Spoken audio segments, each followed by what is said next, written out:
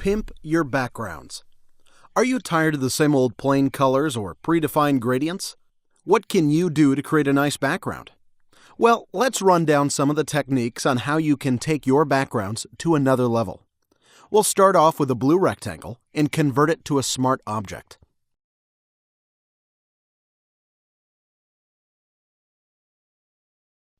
First thing we can do is go to Filter, Render, Lighting Effects. A panel will appear which has a lot of options you can play with. Let's make a couple of adjustments so you can clearly see what they do. You'll notice that you have a drop-down with a couple of options. My favorite preset is the point effect. You have two others, but I think this is the best way to go for web design purposes. You have a lot of options here, and it's best that you play with them to achieve the effect you're looking for. Note that you can change the color or something else so you don't have to go back a few steps in order to reset.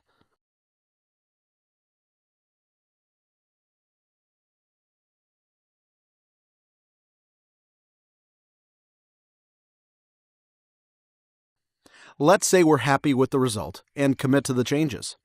If we want further adjustments, we can go to the Layers panel and double-click on Lighting Effects under Smart Filters. This will reopen the panel, and you'll get to make even more adjustments. Now let's go to Filter, Noise. This will add a small texture effect to the background, but be warned that anything above 2 or 2.5% is too much. I usually go for 1 to 1.5%, uniform and monochromatic.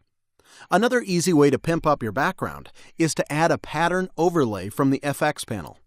What's more important is you have a couple of patterns in Photoshop and adjust the opacity level. If you don't have patterns at this point, don't worry. I'll show you how you can get some resources later on.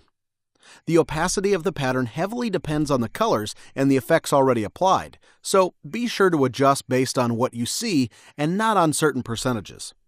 The final twist is in the blending mode of your patterns. From normal, just browse through the other blending modes. While adjusting the opacity, I usually use the scroll on my mouse to go through them quickly. You can also change the pattern, and you'll see a very wide range of options appearing for your graphical element. I hope you'll try at least some of these options and take your backgrounds to another level.